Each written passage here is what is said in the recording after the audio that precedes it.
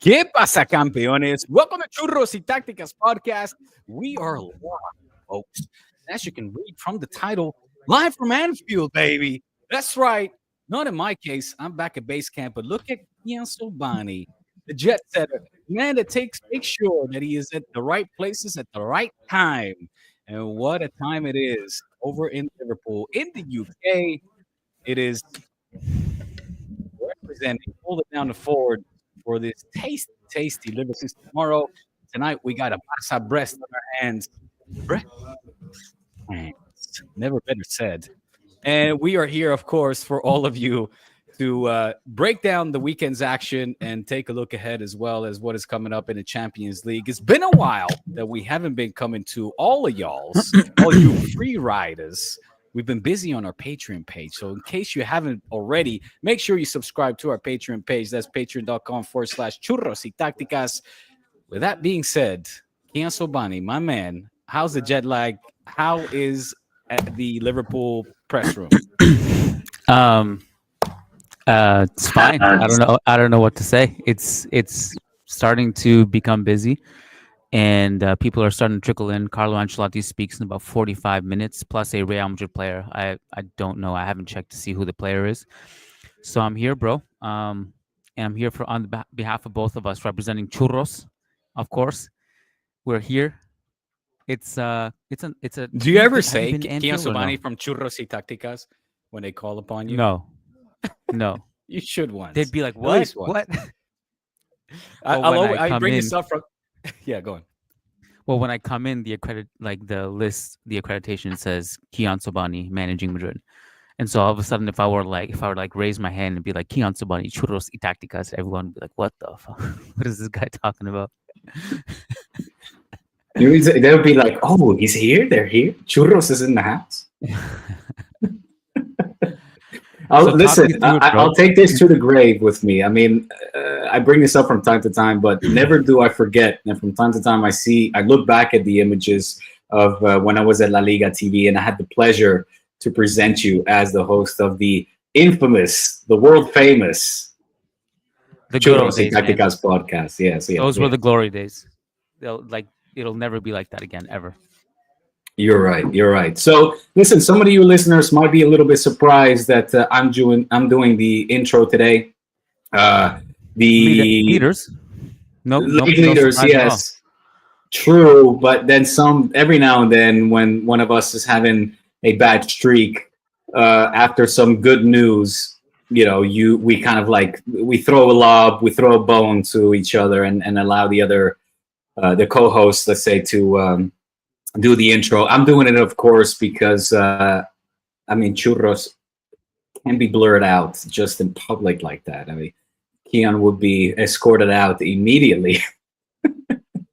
Well, I don't know about that drastic, but anyway, that is the reason why I'm doing the intro. That being said, though, it was, of course, a very good weekend indeed for Los Blancos, seeing as they managed to cut down points with Barca. Barca now back-to-back bad games, really. I mean, the loss in San Sebastián and the draw in Balaidos were two setbacks. There's no other way to put it.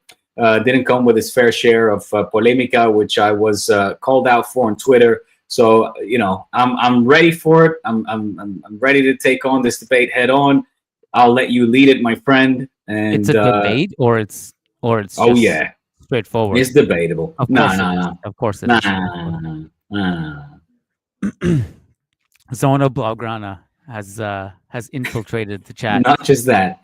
I wish I got these boys on here. Unfortunately, I don't. It's just me against the mob. Okay. But where do you want to take this, my friend?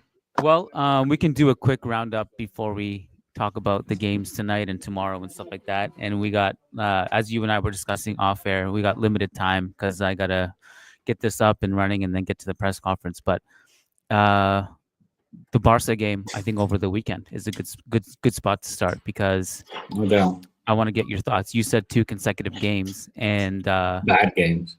What was there a common denominator? I mean, there was no Lamine Yamal. Yeah. Was it deeper than that?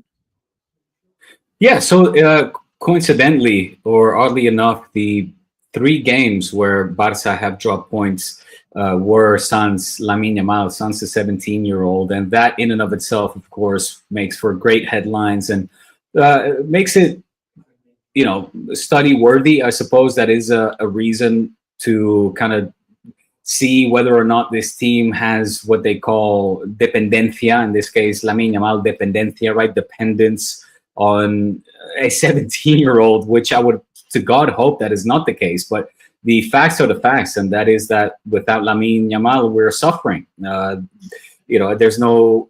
It is not for good reason that I quite recently said on this podcast that Lamine Yamal, forget him being the best, sub 21, 20-year-old. He, for me, is one of the best players in the world right now, period. And I think we are seeing that as well now in his absence, that Barca are just not the same without Lamine Yamal on that right flank, creating those chances, cutting inside, whether it's to shoot himself or provide assists, or just have the defenders, be hyper-focused on his production, his performances. There's no doubt that there is that element that we're missing coming from the Barca forwards when Lamine Yamal is not there. That element of unpredictability, explosiveness, individual brilliance, and genius, that is something that we are undoubtedly missing, even though your Rafinhas, Lewandowski still performed well in Balaidos against the Celta side, as I said on Friday, that is very, very strong at home. I didn't see the latest standings, but before this game took place, they were ranked 5th in terms of home matches played, right, in all seasons. Laliga.com, the website, has got a great little feature that you can just filter the classification, the league standings, according to home and away games. And Celta has always done very good. I mean, that's no surprise. As I said, easy W. Yeah, easy. Yes, I told you. I was like, don't jinx that shit, Kian. I know where you're going with that. And I, put the brakes on that. I sent out a warning. I was like, this game cannot be taken lightly. Barca were in control for the first half. We took a 2-goal lead. A great goal by Rafinha, Lewandowski as well, adding to the goal tally, putting us up 2-0. But then it was kind of, we were met with a very feisty and determined Celta side that within a span of, what was it, Kian? Like 5 minutes or something? I mean, we're Tuesday now. It seems like ages ago, but within a blink of an eye, they leveled the score. Iago Aspas was electrifying. He was, of course, as well in the center of all the eyes, all the talk in during the game and the post-match because of Gerard Martin, potentially deserved of a red card or no. I would like to think that those that have watched the images in hindsight can clearly see that poor young Gerard Martin doesn't even touch Iago Aspas. I say that because I would like to think that Iago Aspas in hindsight maybe feels a little guilty as well about singling out and pointing out such a young player and trying to insinuate that he was deserved of a red card. In the end, we did concede a red card. Casado getting, in his case, a deserved red card. But, there were 2 red cards not called precisely for Celta. I mean, Mingueza, first of all, deserved a red card. But, not to go into the details of the refereeing decisions at this point. I don't know if you want to entertain it or not. I know there's the penalty call or not call, I should say, that was, of course, in the middle of the debate and the controversies, and we can get into that. But what I will say in terms of self-criticism, the high line has been exploited. The high line is being exploited, and Jules Koundé in the post-match was very upfront and honest in practicing this autocritica, this self-criticism, and said, look, I cost the team 2 points. It was a clear individual mistake on his part that allowed Celta to get back into the game. And I felt that throughout the game, Kian, and I don't know with, to what degree you watched the game or paid attention, but Ilaix Moriba, man, he just got it. Like, he was like, look, let me feed my forwards or even midfielders the balls a little bit sooner, have them start as well a run a little bit sooner, which is something that was perhaps so obvious in the buildup of these last two games, where you're seeing teams time after time getting caught out by this high defensive line. But we said it after the Clásico as well. It's like, why does Mbappé not start his run a little bit sooner? Well, that has now been implemented by, in this case, Real Sociedad and Celta de Vigo, and that paid dividends, and that really cost Barca the match. Does this mean that Hansi Flick's system is broken and the high line is not going to work? No, of course not. I still remain faithful in this system and this team, but it's certainly something that needs to be taken into account, and it obliges the team, all the players, to be at their utmost levels of concentration throughout the 90 minutes. Otherwise, we will get caught out.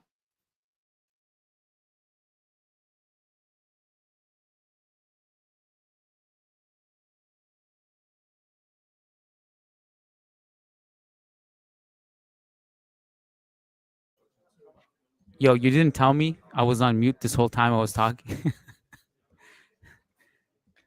Oh, you were? I was too. I just went on No. mute. No, I wasn't. I was talking and I was like, and then I realized I was on mute, and then I was Oh, like, why damn aren't it. you saying I thought anything? I thought it was my problem. I was here like twitching cables around. Sorry.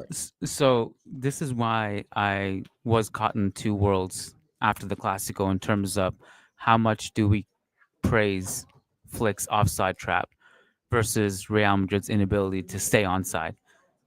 And I think a bit of both was true, but then you see the Real Sociedad game after and how they exploited that high line. It's not that difficult.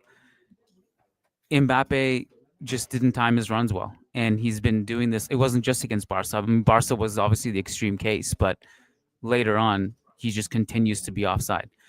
So obviously, it's exploitable. So I think there was probably like a contingent that went too far with regards to this offside trap and how masterful it is, and clearly it can be exploited. Um, and I think the reason I asked you about Lamine Yamal's absence and how much that had to do with it too, I also noticed that the production levels in the final third are just different without him on the field, and it seems to affect Lewandowski and Rafinha. Having said that, with regards to the referee decisions and stuff, I don't have too much of an opinion, and the God honest truth is, like, the last 24, 48 hours I've been living under a rock because I've been traveling and a little bit jet lagged and all that stuff. And in the Barca game in particular, I was with my family and I was keeping track of the score on my phone. And when I saw it, whether it was 2-0, I was like, okay, great. I'll just turn off this app.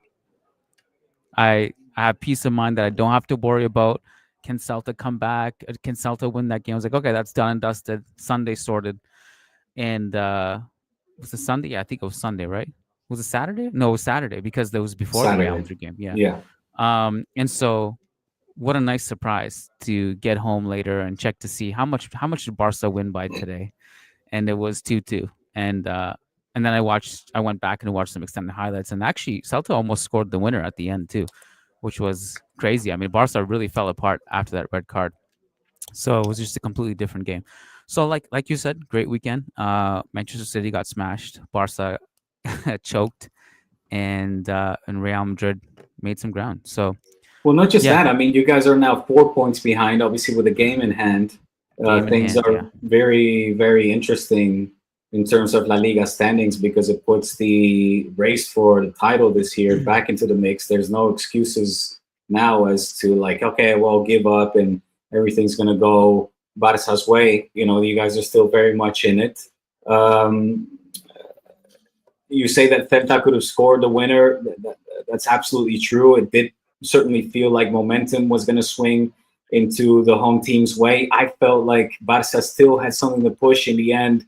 Maybe, I was hoping for obviously a late winner, dagger into the hearts of the Celta de Vigo fans. It wasn't meant to be. What I really liked as well, and man, I gotta say, with the passing of each day, the German manager endears himself more and more to me. In this case, Hansi Flick was like, he wasn't like, he was clearly upset about what had taken place. He was clearly self-critical or critical with his team's performance. But one thing he said that really stood out was like, man, I really love the atmosphere here. And he loves these games. He loves, games being tight, games being electrifying with a good atmosphere.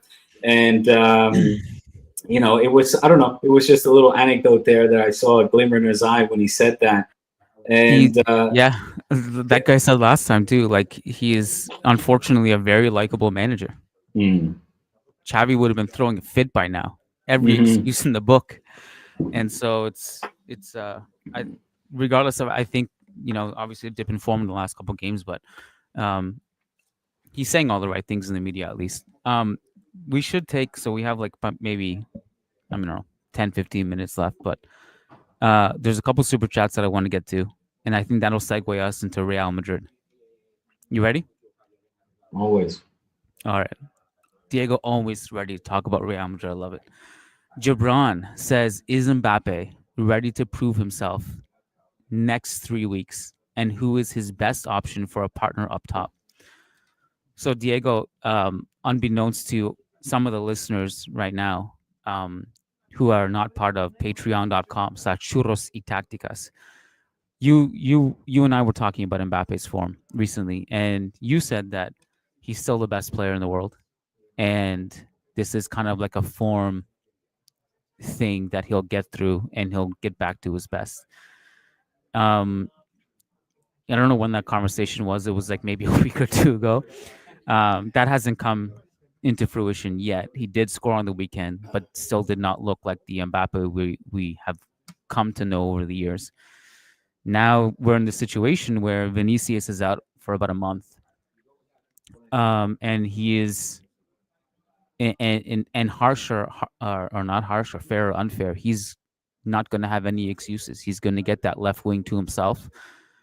Now the question is like, what are the surrounding pieces?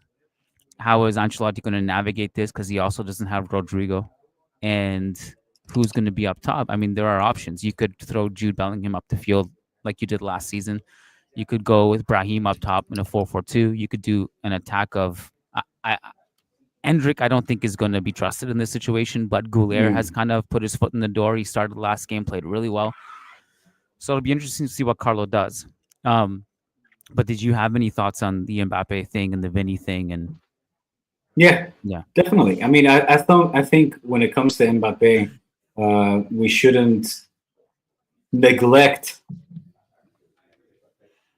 for bad reason in this case, the off the pitch affairs that might be taking place that we're not fully aware of, meaning maybe his mindset is not fully focused on footballing matters, and that certainly can take a toll on a player's production on the pitch.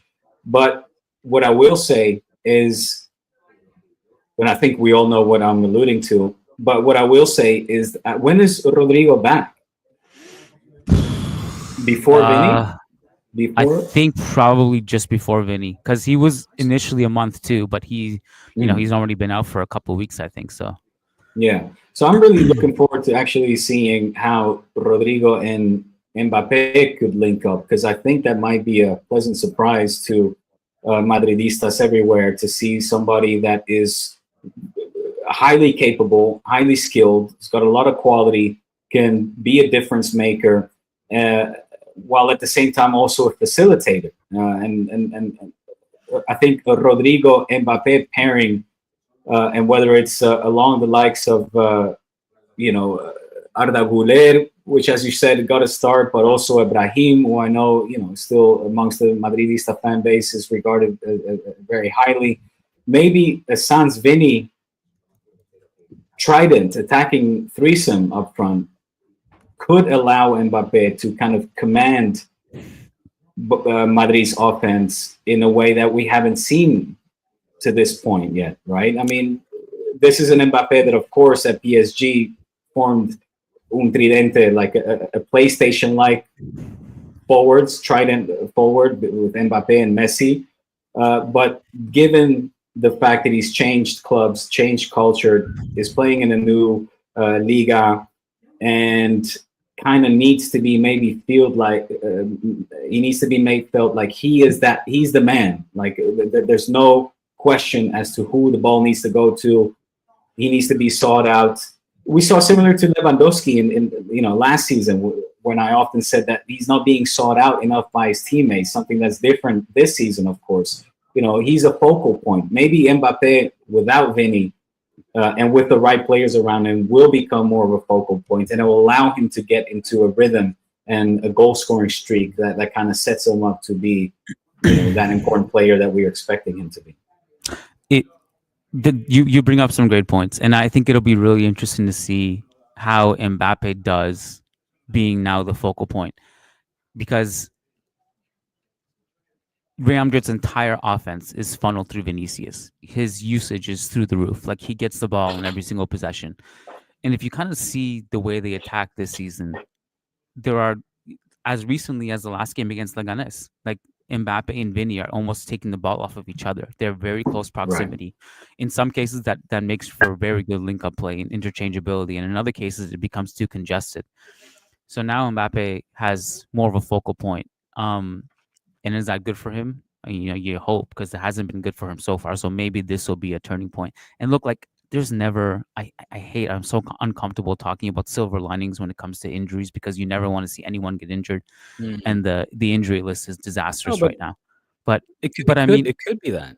Well, one of the in so many cases in football history, the emergence of a player comes because of these emergency situations. Mm-hmm. In this case, it may be Raul Asensio, who's played well in the last 2 games from the youth team. But also, like, almost by default, like, Ancelotti has stumbled into this 11 that he has to choose, because there's no, like, Tchouameni's out, so Camavinga plays a 6 and dominates. Rodrigo's out, now Vinny's out. Arda Güler comes in and showcases his talent, looks great. And so you kind of wonder, like, what effect all these injuries will have. So because don't forget as well, like, at PSG, that was Mbappe's team, right? When Neymar, even though he was already there when Mbappe came, as soon as Mbappe arrived, it was pretty clear this was going to be Mbappe's team, not Neymar's, given the fact that he's fucking from that city. He's French, obviously. And when Messi came, it was a different Messi, right? It was an aged Messi. I was happy to take the back seat and wasn't as obsessed in terms of scoring goals, and it was more of a facilitator. So he was happy to pass the ball to the main star of that team, if you allow me to say that, which was Mbappe. But it's different at Real Madrid. It is kind of a question. Whose team is this? Is it Vinny? Is it Bellingham? Is it Mbappe? Well, it's definitely Vinny's. It's Vinny's, is it? Okay. There's no question. Yeah. Yeah. Let's take a couple more super chats, because we gotta go soon. We'll come back to Vinny a couple times, actually. Gibran, our YouTube member, says, who's more important for their team, Lamine Yamal, Vinicius, Fede, or Rodri? Oof. That's a difficult one. I think on paper, in theory, I would say Lamine Yamal, because, and it really depends. Like, if this question came in the summertime and we had just signed Mbappe, it would have been pretty clear that, like, okay, if Vinny is not playing and you have Kylian Mbappe and Rodrigo, then you're good. But in Barca's case, you don't have that kind of depth in attack. Rafinha's playing well on the wing, but you take out Lamine Yamal, and beyond Rafinha, who is there to step up? It's unfortunately not Ansu Fati. So I think there's a case. I mean, also, but you see what the hell is happening to City without Rodri. I was going to say Rodri. Say Rodri. It could be Rodri here. And in Fede's case, I mean, obviously everyone knows, like, how important he is to Real Madrid. He's playing right back right now, for God's sake. But at least you have Jude Bellingham and Camavinga covering a ton of ground also in that situation. Yeah, I mean, I was going to say Rodri, quite frankly, but that might be hugely advantageous as well, given City's form of late. And if you would ask Pep right now, he might, pick his star player, the Ballon d'Oro winner. Oh, but he's already started to play the victim card. Oh man, if we have so many injuries. Yeah. Well, I think I will go for Rodri. I'll back Pep up on this one. All right, let's get into something more controversial. Jabron says, Diego, what's your thoughts? Florentino's comments on Ballon d'Or, the stadium, and UEFA. Parentheses, unbiased, please. LOL. Yeah, so that was interesting. Hey, I mean, this question is a podcast in and of its own. What are my thoughts? I thought that Papa Flo was wrong in his statements. I didn't hear him talk Which about one? the Balón de Oro. I didn't hear him complain about the countries that voted for Benzi back in the day or Modric back in the day, siding with his But he players. complained about the journalists who did not Yeah, have but any no, in the but top he 10. specific. That's different. No, but he specifically pointed out. I think it was Angola, Finland. I think it was Namibia.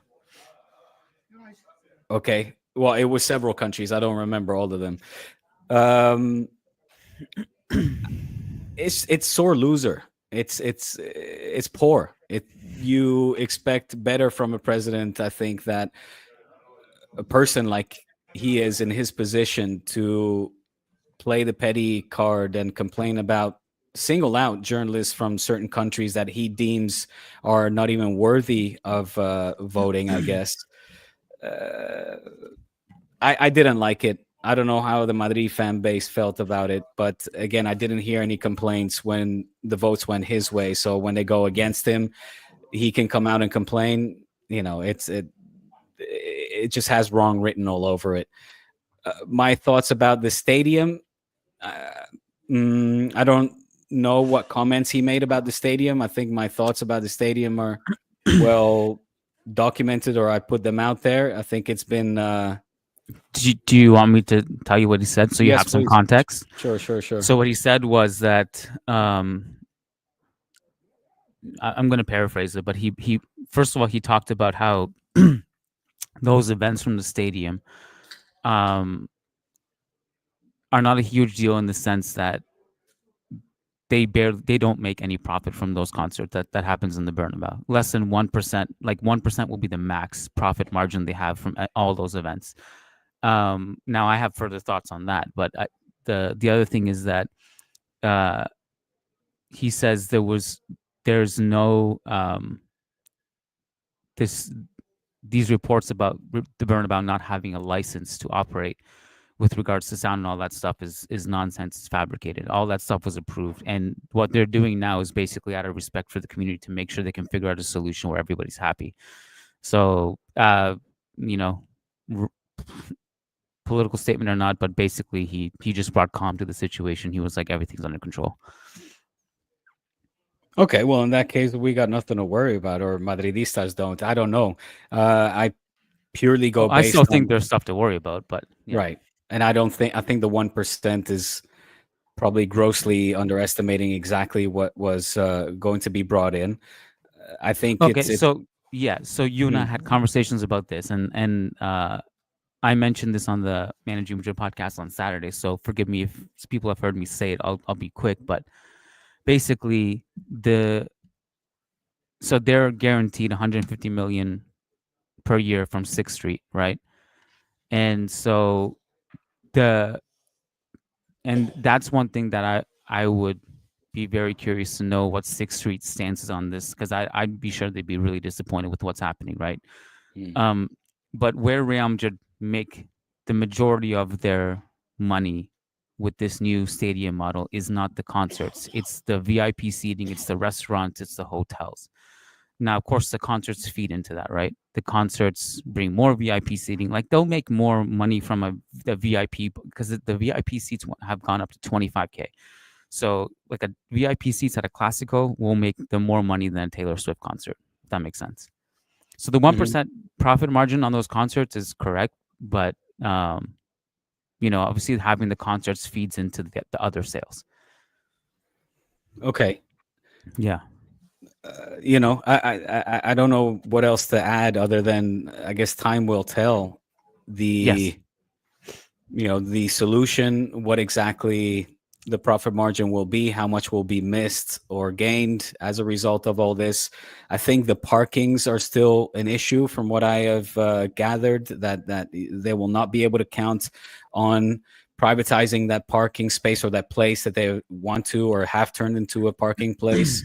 um so we'll see, man. It's